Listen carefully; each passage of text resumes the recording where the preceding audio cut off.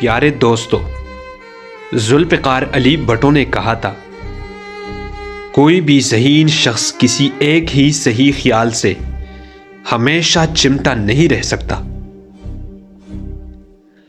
واضح تضادات کا حامل ہونا ایک ذہین آدمی اور دانا سیاستدان کے لیے انتہائی ضروری ہے۔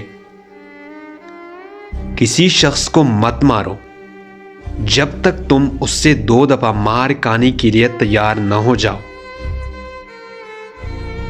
سیاست میں کبھی کبھار ایسا بھی ہوتا ہے کہ تم لوگوں پر یہ ظاہر کرو کہ تم احمق ہو اور لوگوں کو اس بات کا یقین دلا دو کہ صرف وہی ذہانت کے مالک ہے۔ پاکستان میں صرف 2 زبانیں ہیں، ایک ظالموں کی اور دوسری مظلوموں کی۔ وعدہ معاف گواہ دشمن نہیں دوست بنا کرتے ہیں۔